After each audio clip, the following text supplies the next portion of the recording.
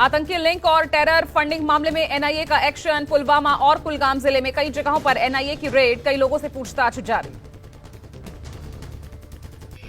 NIA की red के दौरान सीआरपीएफ के जवानों ने पूरे इलाके को घेरा। दरगुंड और उगरकुंड इलाके में आतंकी ठिकानों और मददगारों पर रेड की गई।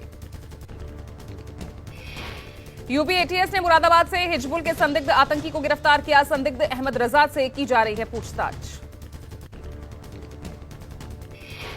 पाकिस्तान में आतंकी संगठन के हैंडलर से संपर्क में था अहमद रजा। पाकिस्तान और अफगानिस्तान जाकर आतंकी कमांडो ट्रेनिंग लेने के बाद भारत में बड़ी आतंकी साजिश को अंजाम देने की फिराक में था।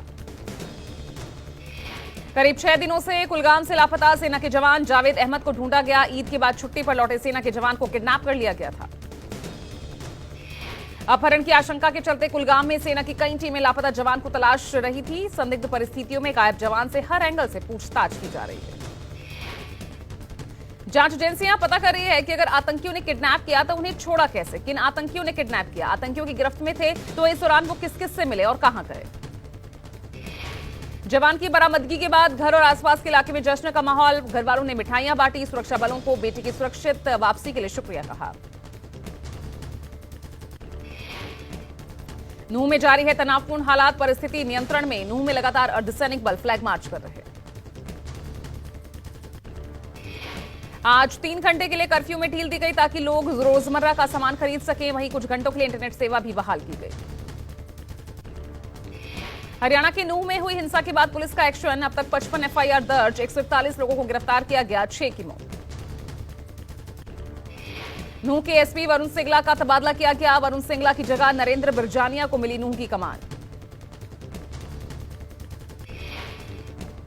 गुरुग्राम में जुमे की नमाज को देखते हुए बढ़ाई गई सुरक्षा। गुरुग्राम में सदर बाजार जामा मस्जिद के बाहर सुरक्षा व्यवस्था कड़ी की गई।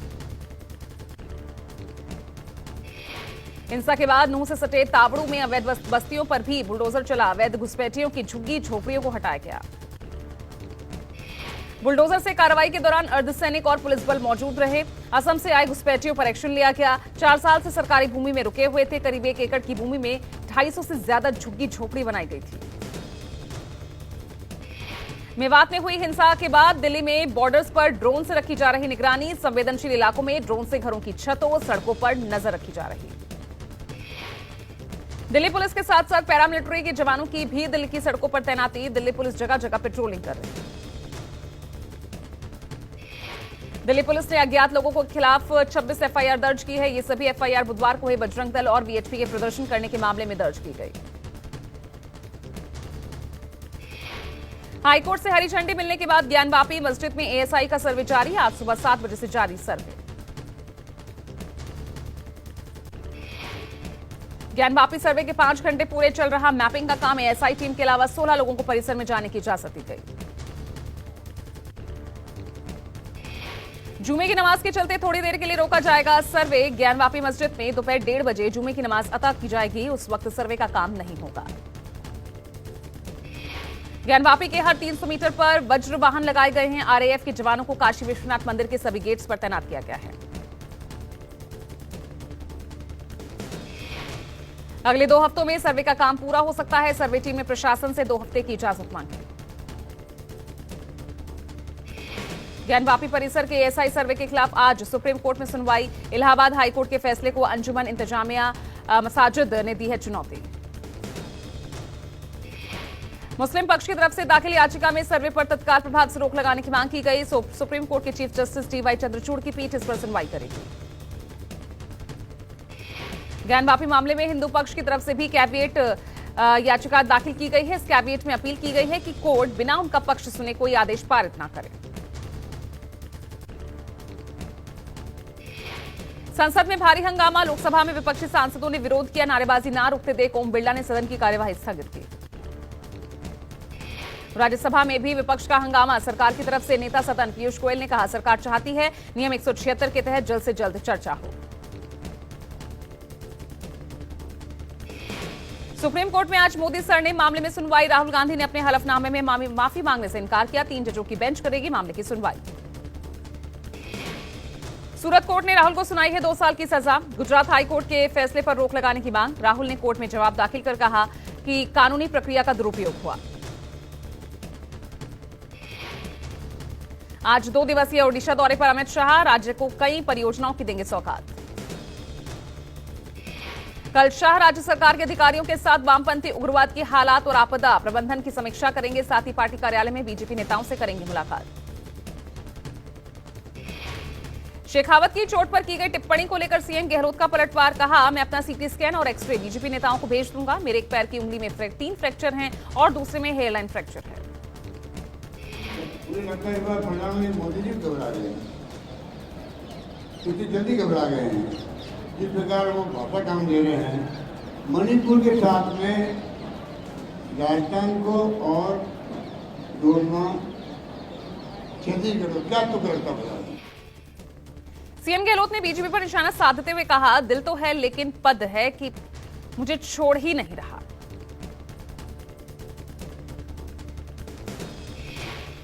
दिल्ली आबकारी घोटाले में सिसोदिया को नहीं मिली राहत। सिसोदिया की जमानत याचिका पर अब 4 सितंबर को होगी सुनवाई।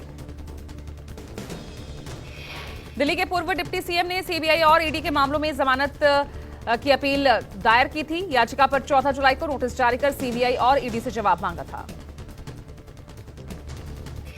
विश्व बैंक के कार्यकारी निदेशकों को वित्त मंत्री ने किया संबोधित, कहा 2047 तक विकसित देश बनने के लिए किए जा रहे कोशिशों की सराहना की। सीआईआई इंडिया एलएसी कॉन्क्लेव को संबोधित करते हुए पीयूष गोयल ने कहा, भारत और लैटिन अमेरिकी और कैरेबियन क्षेत्र को अधिक निकटता से सहयोग के साथ विश्वास को मजबूत करने की जरूरत है। साउथ अफ्रीका जाने से पहले पीएम मोदी ने की अफ्रीकी राष्ट्रपति से बातचीत। दौरे से पहले दक्षिण अफ्रीका के राष्ट्रपति रामाफोसा ने पीएम मोदी से बातचीत की। 22 से 24 अगस्त के बीच ब्रिक्स समिट में भाग लेने दक्षिण अफ्रीका जाएंगे पीएम मोदी, विदेश मंत्रालय ने दी जानकारी। सीएम शिंदे और अजित पवार ने कला निर्देशक नितिन देसाई को जेजे अस्पताल पहुंचकर दी श्रद्धांजलि। आज शाम नितिन देसाई का होगा अंतिम संस्कार। नितिन देसाई के पार्थिव शरीर को दोपहर 12 से 2 बजे के बीच अंतिम दर्शन के लिए एनडी स्टूडियो में रखा गया। नितिन देसाई ने फांसी लगाकर जान दी थी। नितिन देसाई की पोस्टमार्टम रिपोर्ट सामने आई। पोस्टमार्टम रिपोर्ट में मौत की वजह सुसाइड बताया गया है। आर्थिक तंगी से गुजर रहे थे नितिन देसाई। उत्तराखंड के गौरीकुंड में भारी बारिश के बाद लैंडस्लाइड, चट्टाने गिरने से 3 दुकानें क्षतिग्रस्त, 10 से 12 लोगों के लापता होने की खबर। गौरीकुंड में भारी बारिश आफत बनकर बरसी। सुबह से ही एसडीआरएफ एनडीआरएफ की टीम रेस्क्यू में जुटी। गौरीकुंड के नजदीक डाटपुलिया के पास 3 दुकानें क्षतिग्रस्त हो गई थी। ऊपर से चट्टान गिरने और भारी बारिश के कारण दुकानें क्षतिग्रस्त हो गई थी, जिसके कारण तत्काल मौके पर पहुंचकर हमने सर्च अभियान। उत्तराखंड में पहाड़ से लेकर मैदान तक भारी बारिश का सिलसिला जारी है। मौसम विभाग ने देहरादून, हरिद्वार, पौड़ी, नैनीताल, चंपावत में भारी बारिश का येलो अलर्ट जारी किया। ओडिशा में बाढ़ और बारिश से हालात गंभीर हैं। कटक में महानदी में जलस्तर बढ़ा। उफान पर महानदी, निचले हिस्से में तेजी से बढ़ रहा जलस्तर। कटक, खुर्दा, पुरी, केंद्रपाड़ा समेत कई जिलों के निचले इलाकों में बाढ़ आने की आशंका। जैनापुर में खतरे के निशान से ऊपर बह रही ब्राह्मणी नदी। राज्य में बाढ़ की स्थिति से 1 लाख से ज्यादा लोग प्रभावित। बाढ़ के बढ़ते खतरे को देखते हुए विशेष राहत आयुक्त ने उच्च स्तरीय समीक्षा बैठक बुलाई। जिला प्रशासन स्थिति पर नजर बनाए हुए। महाराष्ट्र के पुणे में एबीवीपी के छात्रों ने विरोध प्रदर्शन किया। सिम्बोसिस कॉलेज के एक प्रोफेसर पर लेक्चर के दौरान हिंदू आस्था पर अपमानजनक टिप्पणी को लेकर गुस्सा फूटा। हरियाणा के हिसार में बजरंग पुनिया और विनेश फोगाट को लेकर महापंचायत। एशियन गेम्स के लिए दोनों के बिना ट्रायल सिलेक्शन का विरोध। पश्चिम बंगाल के डोमजूर पुलिस ने गांजा तस्करी करते 2 आरोपियों को गिरफ्तार किया। आरोपियों के कब्जे से पुलिस ने 164 किलो गांजा और कार बरामद। नारकोटिक सेल के मुताबिक गांजे को वाहन के भीतर छिपाकर रखे थे ये आरोपी। मामला दर्ज है, पुलिस जांच कर रही है। मुंबई एंटी नारकोटिक सेल की बांद्रा यूनिट ने माहिम इलाके में ड्रग तस्कर के सिंडिकेट का भांडाफोड़ किया। 5 शातिर ड्रग तस्करों को गिरफ्तार किया। माहिम इलाके से गिरफ्तार तस्करों के पास से एंटी ड्रग्स जब्त। अंतर्राष्ट्रीय बाजार में 30 लाख रुपए आंकी गई ड्रग्स की कीमत। राजस्थान के भीलवाड़ा में एक नाबालिग लड़की की हत्या कर उसके शव को कोयला भट्टी में जला देने का मामला सामने आया। भीलवाड़ा में बकरियां चराने गई लड़की लापता हुई थी।